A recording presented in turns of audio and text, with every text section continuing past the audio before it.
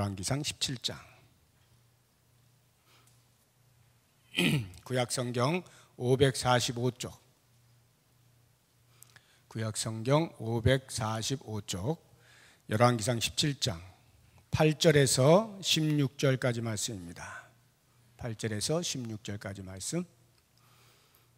한 절씩 교독하겠습니다. 여호와의 말씀이 엘리야에게 임하여 이르시되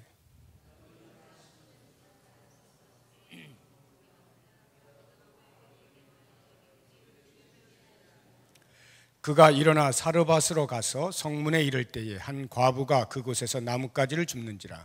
이에 불러 이르되 청하건대 그릇에 물을 조금 가져다가 내가 마시게 하라.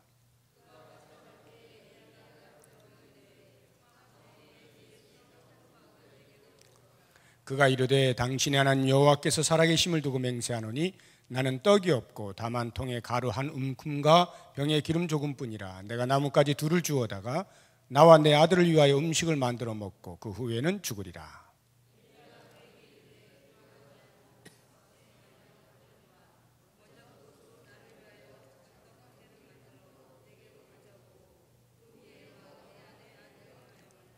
이스라엘의 하나님 여호와의 말씀이 나 여호와가 비를 지면에 내리는 날까지 그 통에 가루가 떨어지지 아니하고 그 병에 기름이 없어지지 아니하리라 하셨느니라.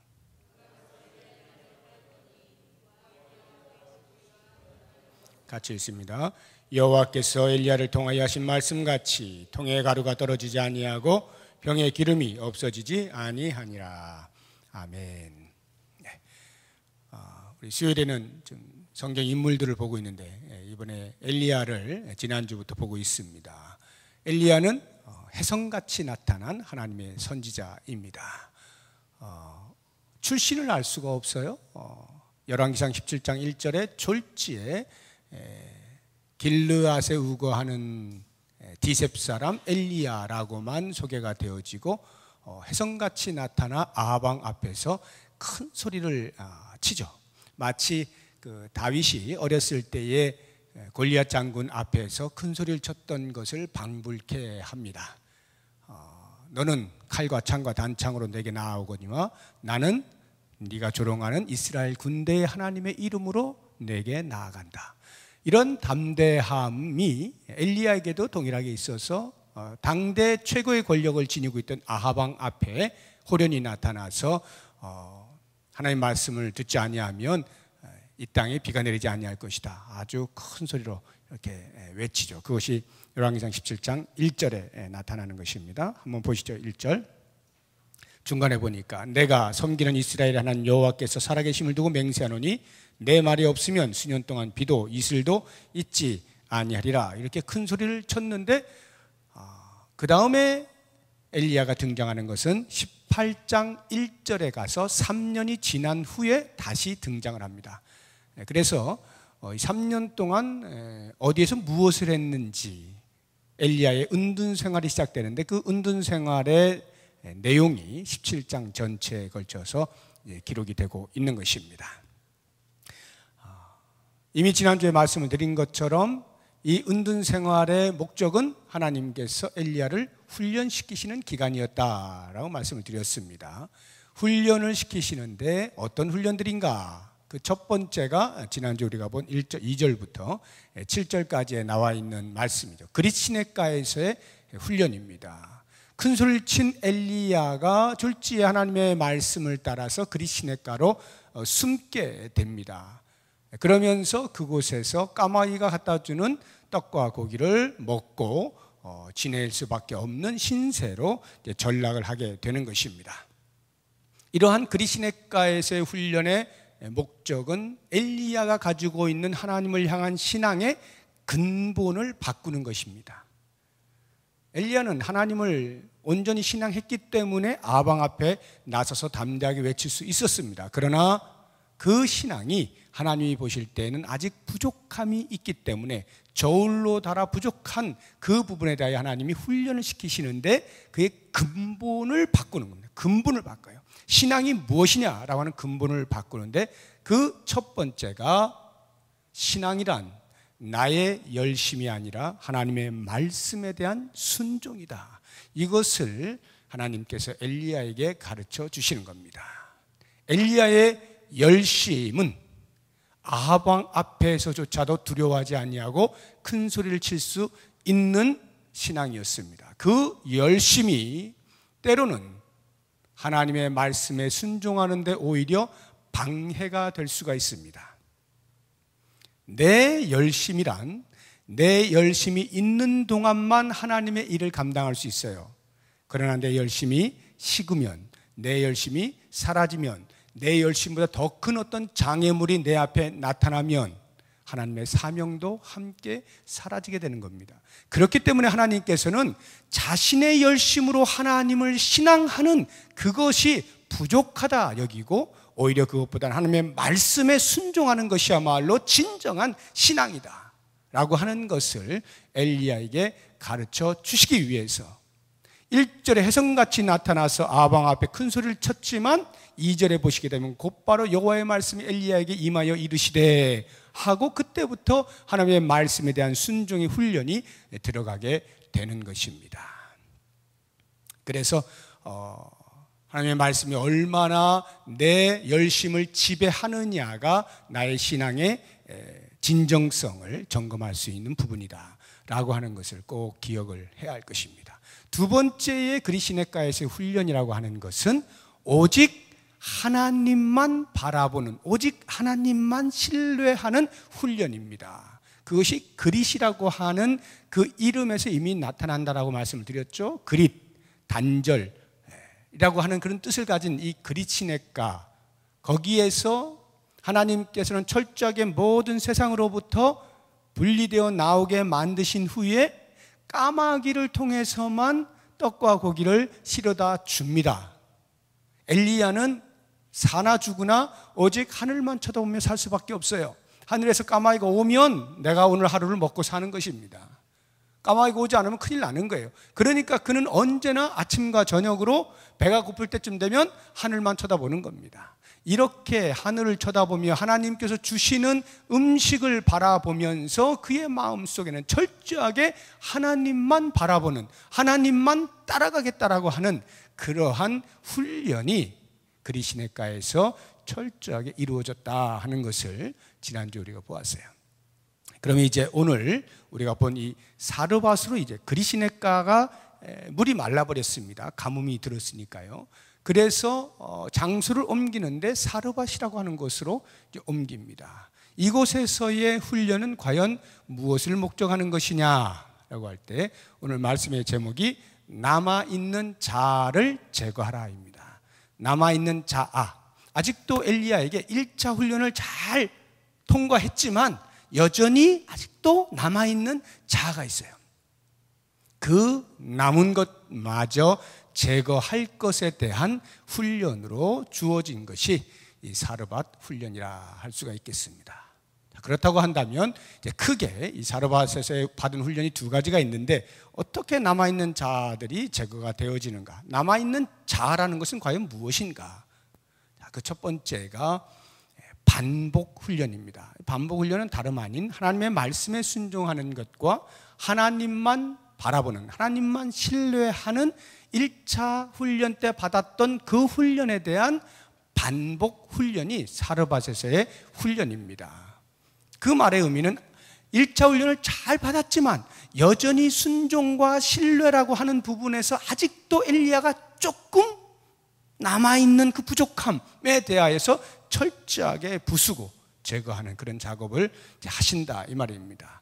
그것이 이 사르밧이라고 하는 그 이름의 뜻에서 금방 나타나고 있습니다. 사르밧이라고 하는 이름의 가진 뜻은 용광로란 뜻이에요. 도가니, 용광로.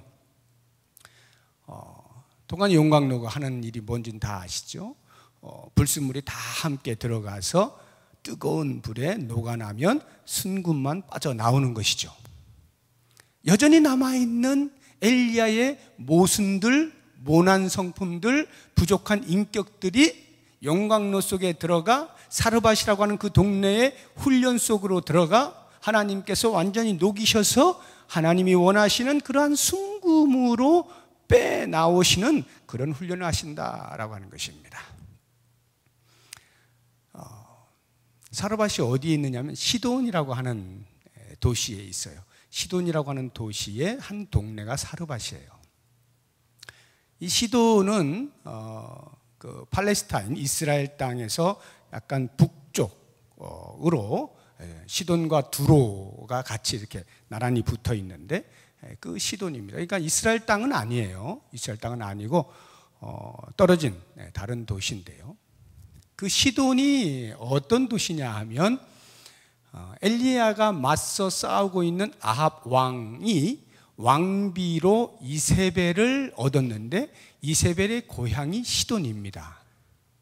이 시돈이 어떤 곳이냐라고 하는 것을 성경의 지적을 통해서 우리가 좀 보면 좋겠는데 16장 보시기 바랍니다. 16장 31절 16장 31절 30절부터 보시면 더 좋을 것 같아요. 이제 아합과 관련해서 시돈이 어떤 영향을 미치고 있었는가. 30절 31절 같이 읽어봅니다. 오므리의 아들 아합이 그의 이전의 모든 사람보다 여호와 보시기에 악을 더욱 행하여 느밧의 아들 여로보암의 죄를 따라 행하는 것을 오히려 가볍게 여기며 시돈 사람의 왕 엣바알의 딸 이세벨을 아내로 삼고 가서 바알을 섬겨 예배하고. 북이스라엘의 초대 왕이 여로보암이잖아요. 이 여로보암이 우상을 섬기고 하는 죄악을 범함으로 그 이후의 모든 왕들, 그래서 북이스라엘 전체는 우상 숭배하는 나라의 대표적인 나라였죠. 선한 왕이 나타나질 않습니다. 그런데 7대 왕이었던 이스라엘의 7대 왕이었던 아합 왕 때에 이르러서 그 초대 왕의 그 여로보암의 악, 그것이 오히려 가볍게 여겨질 만큼 아합은 극도의 우상 숭배에 젖어들었다 이 말이에요. 그런데 그 우상 숭배의 근원지가 어디냐? 거기가 바로 시돈이라 이 말이죠. 시돈. 다시 31절 보시면은 시돈 사람의 왕 엣바알의 딸 이세벨을 아내로 삼고. 여기 엣바알이 무슨 말이냐면 바알을 섬기는 제사장 이런 뜻이에요. 엣바알이. 근데 이 엣바알이 이세벨이라고 하는 아왕의 왕비의 아버지입니다. 이 아버지가 시돈 땅에서 바알을 섬기는 제사장으로 살다가 혁명을 일으켜서 시돈의 왕이 됩니다. 그래서 이 왕 이름이 엣바알인데 이 왕의 딸이 이세벨이란 말이에요. 아합이 정치적 교류에 의하여서 이 엣바알의 딸 이세벨을 왕비로 삼습니다. 그러면 바알의 제사장으로 있던 자가 왕이 되었으니 그 나라가 어떻게 되겠어요? 말할 것도 없이 나라 전체가 바알을 섬기는 나라 아니었겠습니까? 바로 그 나라 왕의 딸 이세벨이 아합의 왕비였으니 이스라엘 나라가 어떻게 됐겠어요? 온통 바알을 섬기는 것으로 가득한 거죠. 아합이 그의 마음을 사기 위하여 바알 섬기는 것을 허용할 뿐만 아니라 더 적극적으로 나서서 산당들을 짓고 예배를 하게 만들었다라고 하는 것이죠.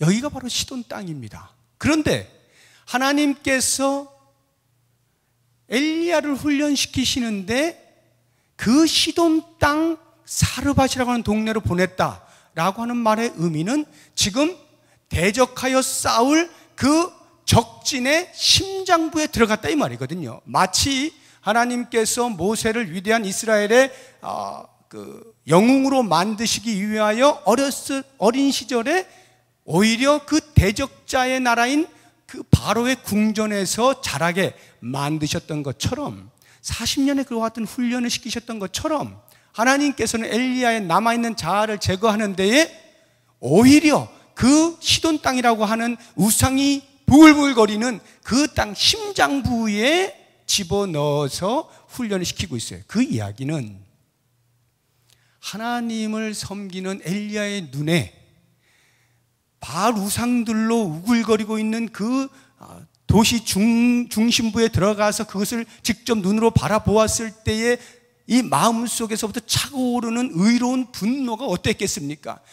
이 바알이라고 하는 우상을 섬기는 것 때문에 우리 민족이 이렇게 지금 하나님으로부터 진노를 사고 있구나 하는 것에 대한 의로운 분노와 바로 이것을 어떻게 해결해야 될 것인가, 바알을 없애지 아니하면 안 된다라고 하는, 우상 숭배를 척결하지 아니하면 안 된다라고 하는 그런 강렬한 도전을 받았겠죠.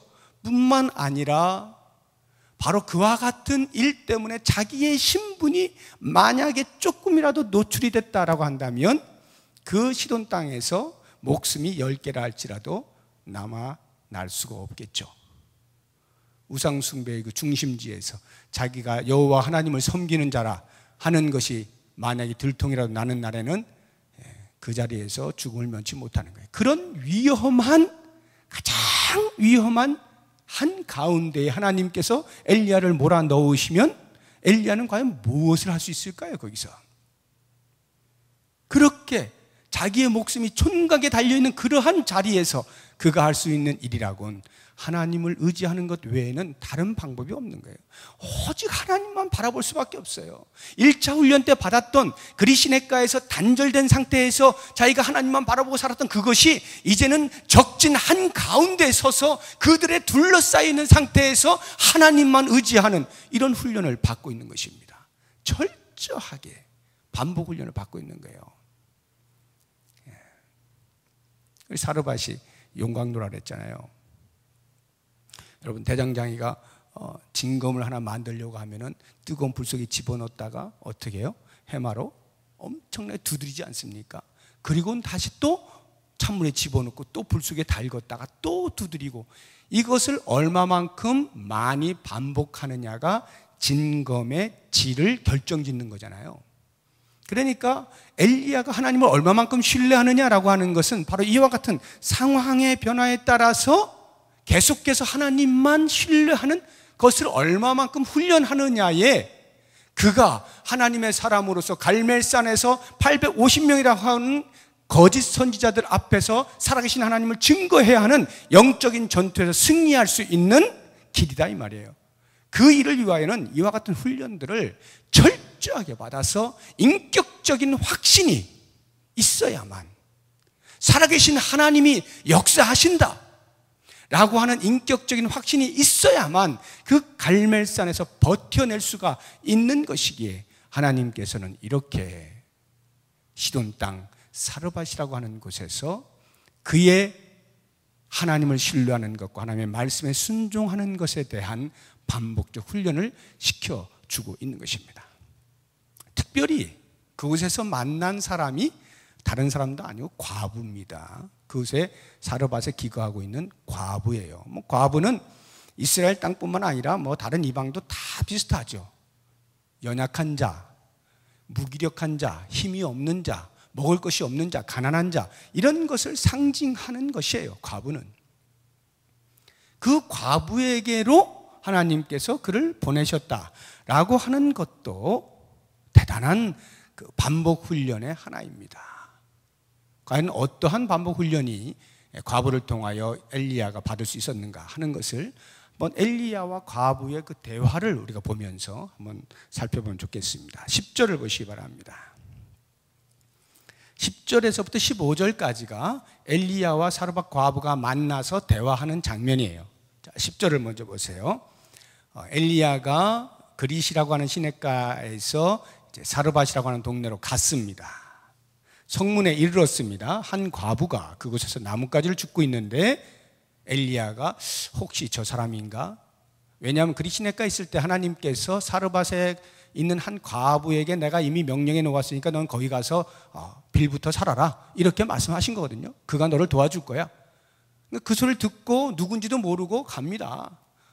서로 이렇게 여기다가 장미꽃 꽂아놓기 이런 거 한 거 아니거든요. 전혀 누가 누군지 몰라요. 그냥 무작정 간 겁니다. 그러니 엘리야로서는 저 사람인가? 저 사람 이렇게 찾았겠죠. 그런데 마침 나뭇가지를 줍고 있는 한 여인이 있는데 물어보는 것입니다. 청하건대 그릇에 물을 조금 가져다가 내가 마시게 하라. 물 좀 주세요. 그럴 수밖에 없는 것이 그릿 시냇가에서 사르밧까지는 약 120km입니다. 어마어마한 거리예요. 가물었잖아요. 물이 없잖아요. 그런 상태에서 어찌 되었겠어요. 그러니 당장 처음에 요청하는 것이 물 좀 달라겠죠. 물 달라 했더니 11절에 그가 사르밧 과부입니다. 가지러 갈 때에. 저는 이게 참 서로 이 성경에는 이렇게 기록이 되어 있습니다만 제가 추측하기로는 아마 이 사이에 여러 가지 많은 대화들이 이렇게 저렇게 있었을 것임이 틀림없어요. 그런 중에 이렇게 요약해서 적어 놓았을 겁니다. 왜냐하면 물 좀 주세요 하는데 그냥 바로 가. 이게 좀 이상하지 않아요? 뭔가 당신 어디서 왔어요? 누구세요? 뭔가 이런 이야기가 오고 가야지 처음부터 그냥 물 좀 달라 했더니 바로 막 가가지고 조금 이상하죠? 아무튼 가지러 갔어요. 그때 엘리야가 그를 부릅니다. 이르되 청하건대 내 손에 떡 한 조각을 내게로 가져오라. 떡도 좀 갖다 주세요. 배도 고프니 떡도 좀 갖다 주세요. 듣고 보니까 이 사르밧 과부가 조금 그래요. 이게 처음 본 사람이 말이지. 물이야 내가 좀 갖다 주려고 하는데 떡까지 하면서 자기의 형편을 보니 이게 어이가 없는 요청인 거예요. 그래서 12절 보면 그 사르밧 과부가 말합니다. 당신의 하나님 여호와께서 살아계심을 두고 맹세하노니. 여기를 이렇게 보면 이미 그 사이에 엘리야는 하나님 믿는 사람이고 이런 것들이 정보가 오고 갔어요. 분명히. 그렇죠? 처음 보자마자 어떻게 압니까? 그러니까 이런 이야기들이 뭔가 오고 가긴 했는데 아무튼 나는 떡이 없고 다만 통에 가루 한 움큼과 병에 기름 조금뿐이라. 내가 나뭇가지 둘을 주워다가 나와 내 아들을 위하여 음식을 만들어 먹고 그 후에는 죽으리라. 떡 한 덩이 만들 것밖에 없어. 당신한테까지 나눠줄 것이 무엇이 있겠소? 내 형편이 이러하오 라고 하는 것을 그에게 전달하는 거예요. 그때에 엘리야가 말을 합니다. 두려워하지 말고 가서 내 말대로 하려니와 먼저 그것으로 나를 위하여 작은 떡 한 개를 내 말대로 하라는 말은 그래 떡 구워 먹어 이 말이에요. 그래 네가 말한 대로 떡 구워 먹어라. 그러나 먼저 나를, 너와 네 아들을 위하여가 아니라 우선순위가 나에게 있다. 나를 위하여 먼저 작은 떡덩이 하나 만들고 혹시 남은 거 있으면 그거 너와 네 아들 먹어라. 이렇게 요청을 한 거예요. 자, 그때에 이제 보십시오. 엘리야가 이 과부를 통하여 어떠한 훈련을 받고 있는 걸 보세요.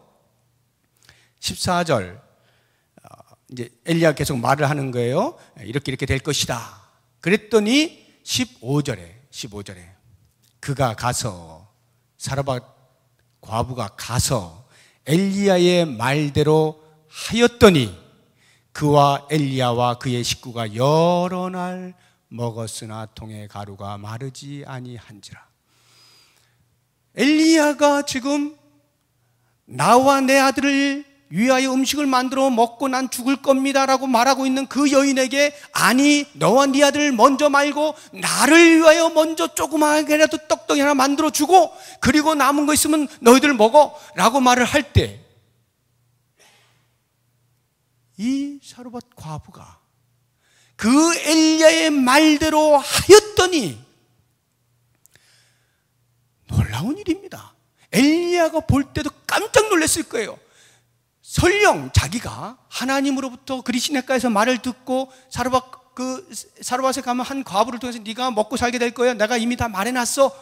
이렇게 말씀을 하시긴 하였으나 대화를 통해서 볼 때 사르밧 과부가 자기를 알아보는 것도 아니고 하나님께서 뭔가 말씀하신 것 같지는 않고 다만 성령으로 역사하시겠다 이런 뜻인 것 같은데 대화를 하면서도 엘리야도 움찔했을 거예요. 왜? 지금 그 사르밧 과부의 손 안에는 조그마한 떡 한 덩이 먹고 끝날 그 인생으로 남아있는 마지막 그 한 가지가 있는데 내가 그것을 나를 위하여 달라라고 할 때 과연 이 과부가 나를 위해서 만들 수 있을 것인가? 라고 하는 의심이 아마도 없지 않았을 겁니다. 그럼에도 불구하고 엘리야가 담대하게 하나님의 그 말씀에 대한 의심 반 이런 것을 가지고 말을 했을 때 이게 웬걸요? 당장 죽을 수밖에 없는 그 과부가 어떻게 엘리야의 말대로 가서 그대로 할 수가 있었느냐 이 말이에요.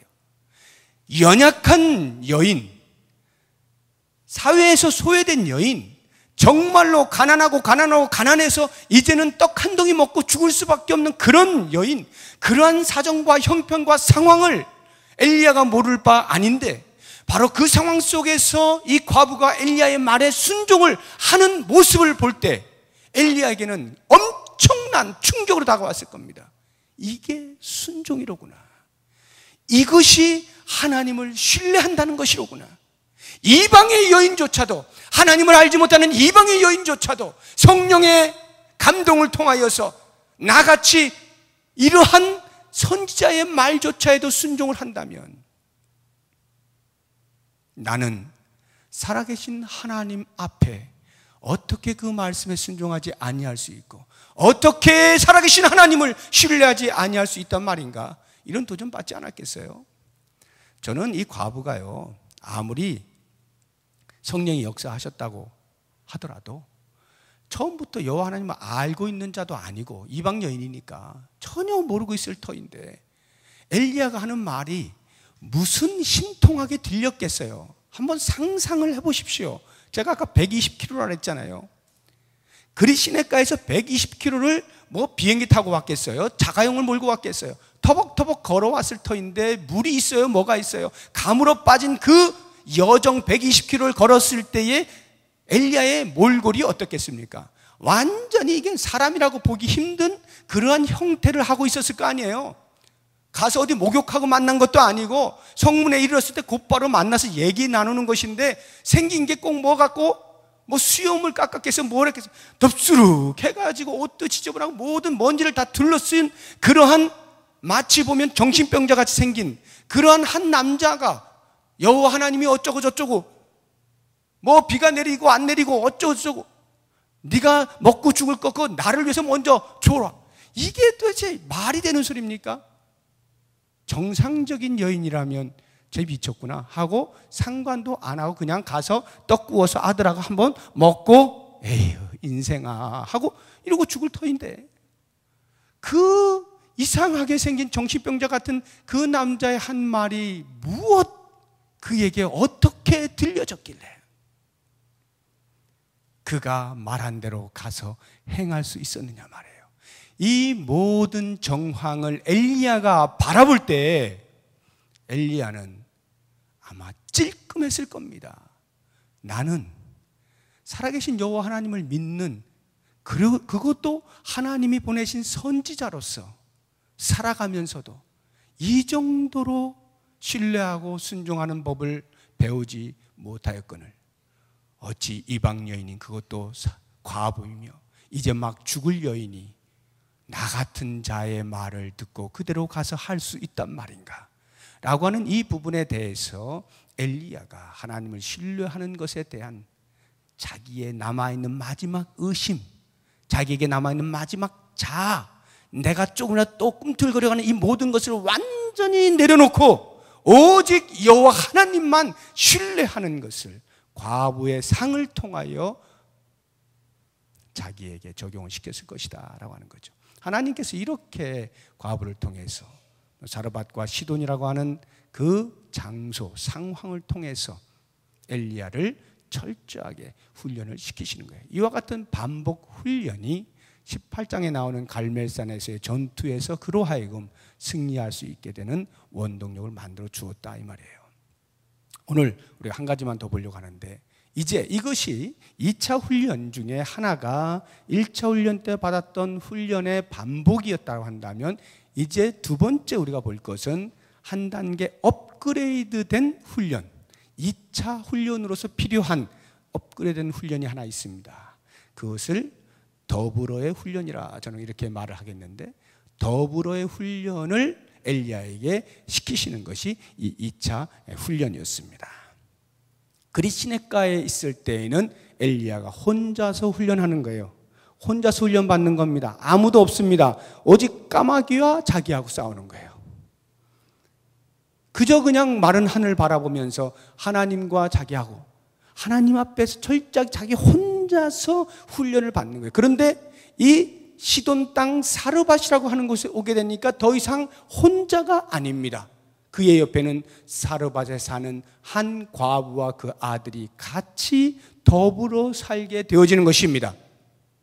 적어도 살아계신 하나님의 선지자로서의 엘리야는 하나님을 알지 못하는 이방 여인에게 함께 살면서 그 하나님을 증거해야만 했을 것입니다. 하나님을 더 잘 가르쳐 주어야만 했을 것입니다. 하나님의 사람으로서의 모범된 삶을 그에게 보여주어야 했을 것입니다.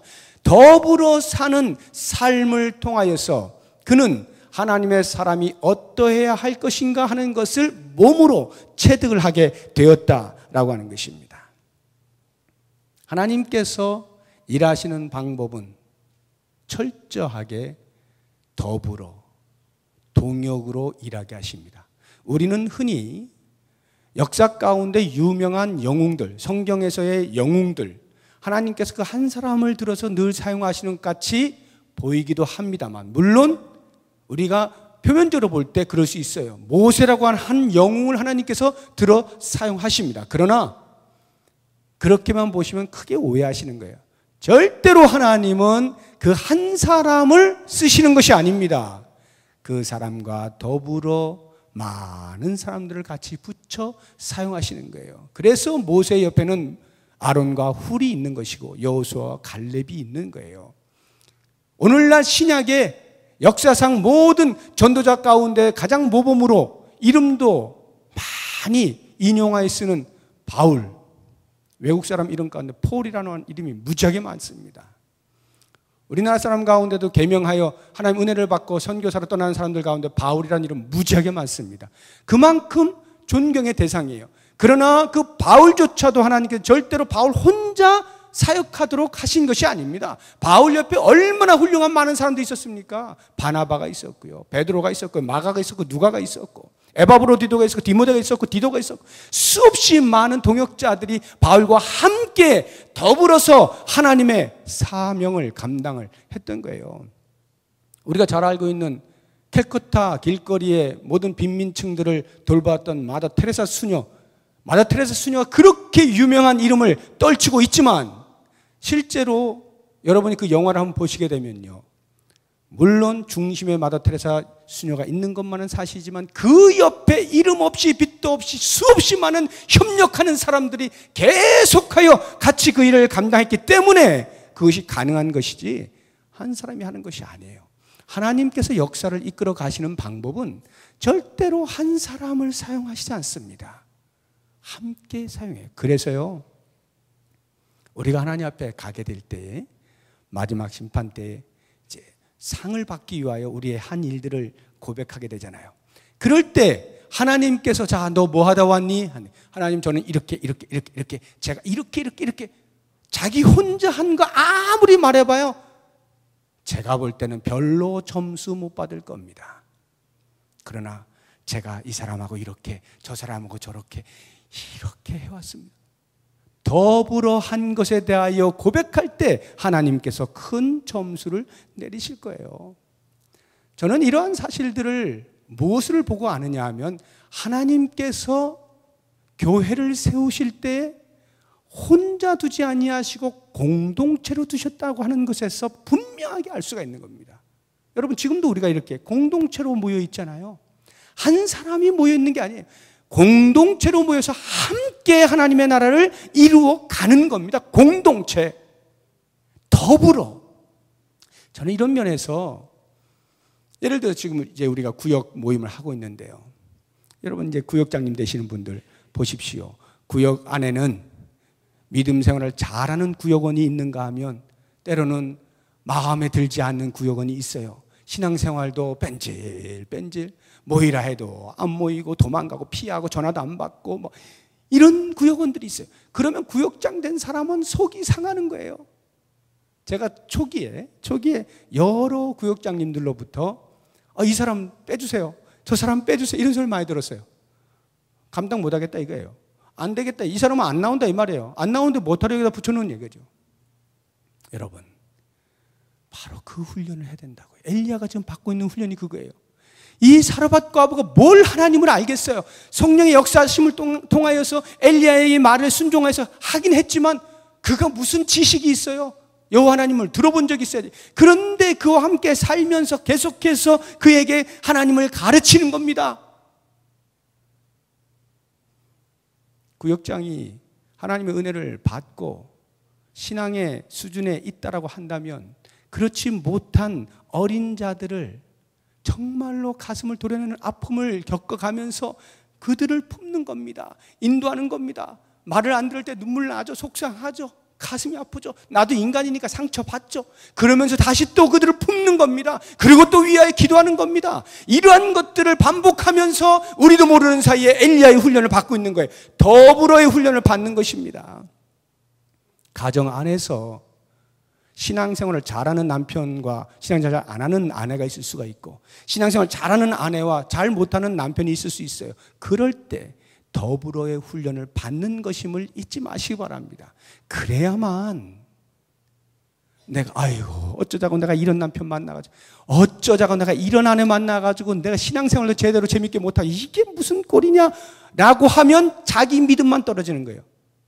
그런데 그것이 훈련이라고 생각해 보세요. 하나님께서 더불어의 훈련을 시키시고 계시구나 하고는 그를 가슴에 품고, 마치 엘리야가 사르밧 과부와 그 아들을 케어하며 말씀을 가르치며 하나님을 알려주었던 그런 훈련을 받았던 것처럼, 만약에 그렇게 산다고 한다면 하나님께서는 엘리야를 갈멜산에 세우시는 것처럼 바로 우리를 하나님의 사역의 전선에 세우셔서 하나님의 나라를 위하여 사용을 하신다 이 말이죠. 바로 이와 같은 훈련이 2차 훈련 가운데 있었던 것을 기억하시고, 이제 우리의 삶 속에 혹시 엘리야와 같은 이와 같은 어떤 훈련의 장소에 있다라고 여겨지신다면 철저하게 하나님의 말씀을 순종하고 하나님만 의지하고 신뢰하는 법과 나 혼자가 아닌 함께 동역하는, 그래서 더불어 하나님의 나라를 이루어가는 이와 같은 놀라운 은혜들을 체험하시면서 남은 생을 하나님 앞에서 멋지게 사시기를 주의 이름으로 축복합니다. 기도하겠습니다.